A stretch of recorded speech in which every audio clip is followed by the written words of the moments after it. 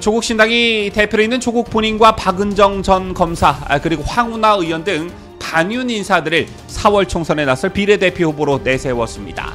자, 그런데 당선권에 있는 앞순위 10명 중 4명이 수사와 재판 중인 사람들이었는데요. 창당과 입당 과정에서 어느 정도 예상됐던 바이긴 하나 언제 법정 구속될지 모르는 피고인들이 버젓이 국회 입성을 꾀하는 모습에 아마 많은 분들이 정치가 이래도 되나? 라는 생각들을 하셨을 겁니다. 그렇다면 여기서 궁금해지는 대목이 하나가 있죠. 2심에서 실형을 선고받고 대법원 확정 판결을 기다리고 있는 조국이 왜 신당을 창당해야 했으며 왜 기를 쓰고 국회의원이 되려고 할까? 바로 이 점입니다.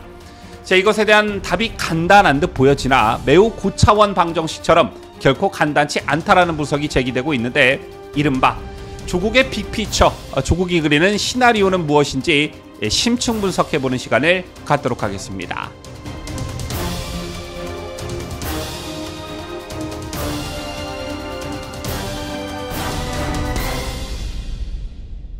시청자 여러분 안녕하십니까? 뉴스데일리 베스트 미네커입니다. 조국이 이끄는 조국혁신당이 4.10 총선 비례대표 후보 명단을 어제 발표했습니다. 비례대표 후보 1번에는 박은정 전 법무부 감찰 담당관이 배치됐고, 2번은 조국 본인, 그리고 그 이후 순번에 눈에 띄는 인물들이 4번에 신장식, 7번에 가수 리아, 그리고 8번에 황운하, 10번에 차규근 정도가 아닐까 생각하는데요. 참 기가 막히죠.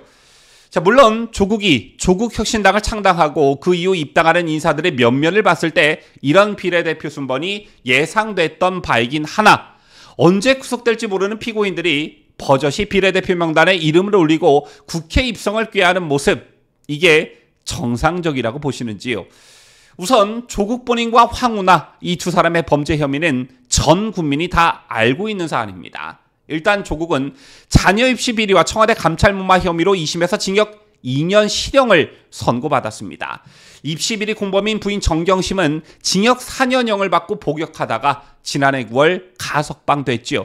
또한 황운하 의원의 경우 울산시장 선거 개입 의혹으로 1심에서 징역 3년을 선고받고 당의 승리를 위해 불출마하겠다며 탈당했지만 조국혁신당이 소위 말해 좀 뜨는 듯 하자 입당해 자신의 불출마 약속을 호떡 뒤집듯 뒤집었습니다. 그렇다면 이 둘 말고 다른 인사들의 경우는 어떠할까요? 조국혁신당이 1호 인재 영입한 신장식 변호사는 4차례의 음주, 무면허 운전 전과가 있는 문제적 인물인데 4년 전 총선에서 정의당 후보로 나섰다가 이 때문에 사퇴한 바 있고요. 김학의 전 법무부 차관의 불법 출국 금지 의혹으로 재판을 받고 있는 이규원 검사도 비례대표 순번 10번을 받았습니다. 이 밖에도 여성목 1번으로 첫 번째 순번을 받은 박은정 검사 또한 검사 재직 시절 수많은 논란을 일으켰던 문제적 인물입니다. 그럼에도 불구하고 현재 여론조사 지표상 조국혁신당의 지지율이 높게 나오는 건 여러 가지 정치공학적 분석을 떠나 국민들의 집단지성이 실종됐다. 저는 이렇게밖에 평론을 할 수 없을 것 같습니다. 자, 그리고 보다 본질적인 질문. 구속이 뻔해 보이는 상황에서 조국은 왜 신당을 차렸으며 기를 쓰고 국회의원이 되려고 할까? 이게 새삼 궁금해집니다. 이 질문과 관련해 조국 사태 최초 폭로자가 이달 초 언론과 인터뷰를 한 적이 있었는데 아마도 이게 가장 조국이 그리는 빅피처와 향후 시나리오와 흡사하지 않을까 생각해서 여러분께 전해드리려고 합니다. 먼저 조국 사태 최초 폭로자가 누구냐? 이준우 국민의힘 여의도 연구원 기획위원이 그 주인공인데요. 이 의원은 2019년 당시 조국 법무부 장관 후보자 인사청문회에서 자녀의 논문 표절 의혹 등 대학 입시 비리와 웅동학원 허위 소송 논란 등 조국 사태라고 불리는 일련의 사건을 최초로 폭로한 당사자입니다. 조국 사태의 기폭제를 만든 인물이다, 이렇게 보시면 되는데요. 5년 동안 조국이란 한 우물을 판 조국 전문가라고도 할 수 있습니다. 거두절미하고 그렇다면 조국이 궁극적으로 노리는 것은 무엇일까? 이 질문에 대한 이준우 위원의 답은 다음과 같습니다. 아시다시피 조국은 자녀 입시 비리와 청와대 감찰무마 등의 혐의로 2심에서 징역 2년형을 선고받았습니다. 이에 불복해 검찰과 조국 모두 상고한 상태인데요. 그럼에도 불구하고 조국이 뭐라고 했느냐? 지난 2월 총선 출마를 밝히면서 조국은 대법원 판결 때문에 국회의원을 하루만 하게 될지 1년을 하게 될지 파기환송 절차를 거쳐서 3년을 하게 될지 나는 모른다라고 했습니다. 대법원 영이 확정되면 4.10 총선에서 당선되더라도 의원직을 잃게 되는 상황과 관련해 국회의원직을 중간에 그만두게 되면 나의 동지들이 대신할 것이라는 발언을 한 도중에 나온 그런 말이었습니다. 아시다시피 비례대표는 재선거를 통해 뽑는 게 아니라 구멍난 순위를 후순위가 승계하게 되는 구조를 지니고 있지요. 어쨌든 바로 이 같은 조국의 발언 속에서 속내를 알 수 있다는 것이 이 위원의 설명이었습니다. 이 위원의 말에 따르면 3년이 핵심이라는 것인데요. 법기술자 조국이 대법원에서 재판을 3년을 끄는 방법을 알고 있다는 데서 이 시나리오는 출발합니다.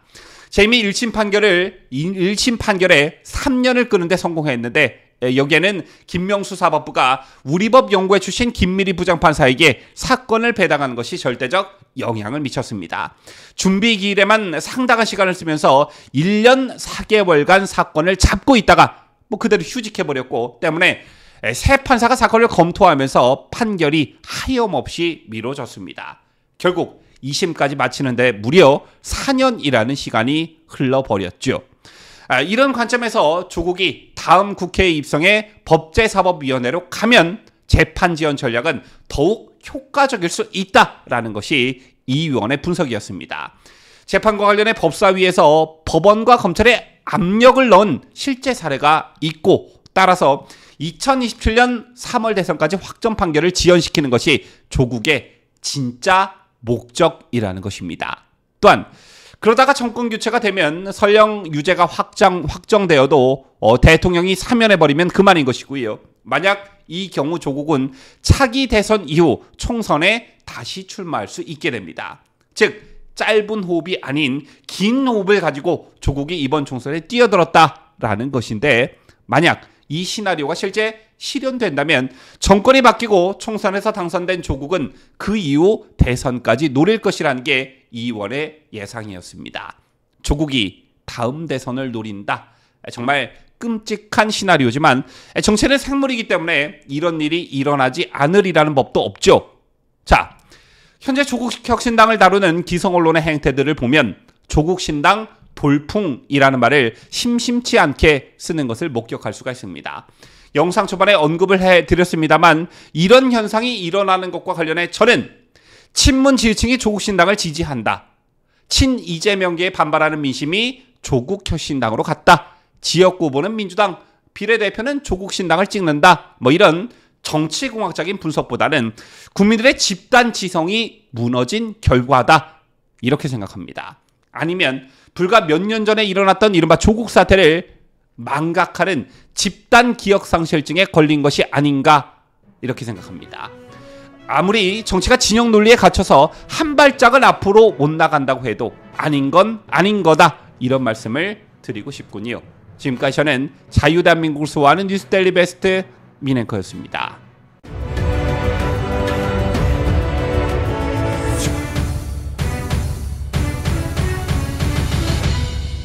함께해요. 뉴스데일리 베스트.